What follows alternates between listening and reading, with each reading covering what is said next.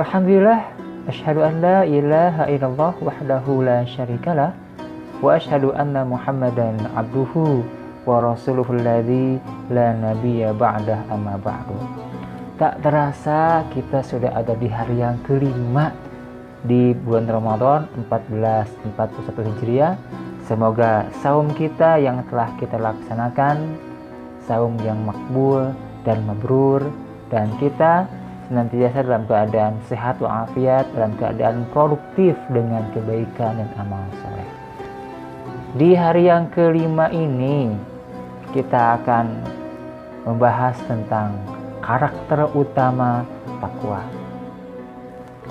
Rekan-rekan sudah sama-sama tahu, kalau kita flashback ke ayat tentang kewajiban saum, bahwa tujuan atau visi utama saum itu adalah la'allakum tattaqun, agar kita menjadi orang-orang yang bertakwa. Artinya visi saum itu membentuk pribadi atau karakter orang-orang yang bertakwa. Sebelumnya saya sampaikan bahwa materi ini sudah saya posting di blog saya di sini. Oke, kita pahami dulu rekan-rekan tentang definisi takwa. Dalam Mu'jam Mufrad Alfazul Quran, Imam Ar-Raghib Al-Asfahan mengatakan bahwa takwa itu berasal dari kata waqa, yaqi wiqayatan wa wiqaan. Arti waqa, yaqi, wiqayatan wa wiqaan ini adalah hifdzu syai'i mimma yu'dhihi wa yadurruhu. Menjaga sesuatu dari hal-hal yang bisa menyakiti dan membahayakan. Menurut beliau, dari kata tersebut kemudian muncul kata takwa. Masih menurut beliau bahwa takwa itu artinya adalah jalun nafsi fi wiqayatin mimma yakhafu. Takwa adalah menjadikan diri kita senantiasa berada dalam perlindungan, dalam wiqayah, penjagaan, mimma yakhafu, dari hal-hal yang ditakuti. Wa salat taqwa fi ta'arufi syari' hifdhun nafsi amma yu'thimu wa dzalika bi tarkil mahdhur wa yatimu dzalika bi tarki ba'dil mubahat. Kata Ar-Raghib, maka takwa dalam istilah syariat itu artinya adalah menjaga diri dari hal-hal yang berakibat dosa. Dan hal itu dengan teknis meninggalkan apa yang dilarang. Dan akan lebih sempurna hal tersebut dengan meninggalkan sebagian yang mubah. Nah kawan-kawan, dari definisi tersebut kita dapat mengambil intisari atau esensi bahwa karakter utama takwa itu adalah menjaga diri dari pemantik-pemantik dosa.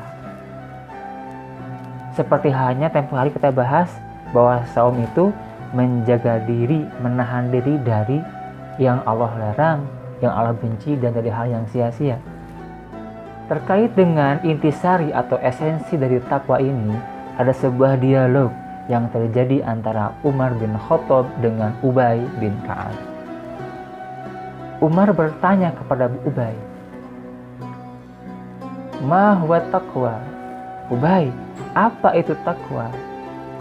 Ubay balik bertanya, "Ya Amirul Mukminin, amma salakta tariqan fihi syaw." Wahai pemimpin orang beriman, apakah baginda pernah berjalan di sebuah jalan yang ada durinya?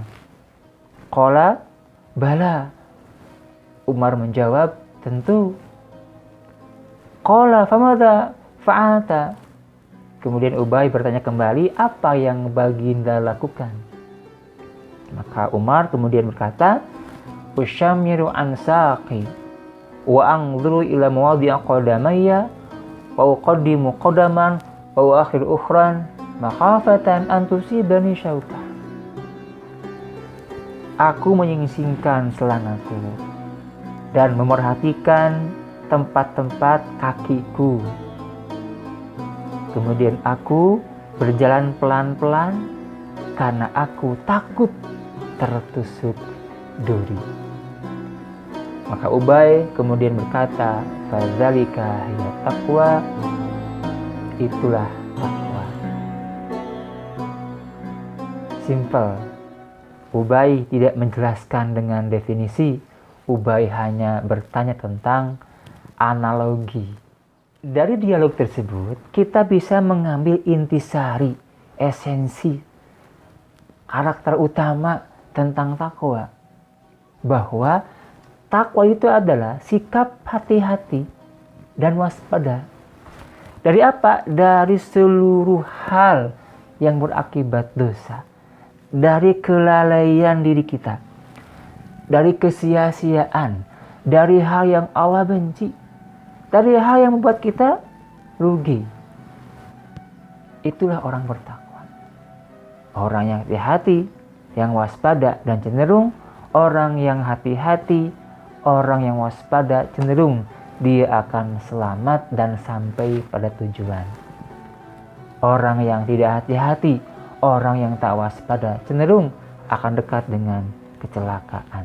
Dan pada akhirnya tidak akan sampai pada tujuan hidupnya. Itu yang ingin saya sampaikan, bahwa kalau kita ingin menjadi orang bertakwa, karakter utamanya adalah kita harus menjadi orang yang berhati-hati, waspada, orang yang apik dalam kehidupan, terutama dalam urusan agama.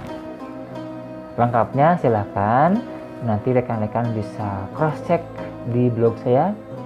Di sini bisa teman-teman pelajari.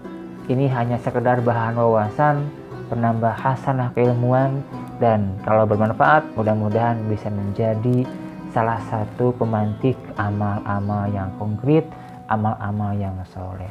Terima kasih. Assalamualaikum warahmatullahi wabarakatuh.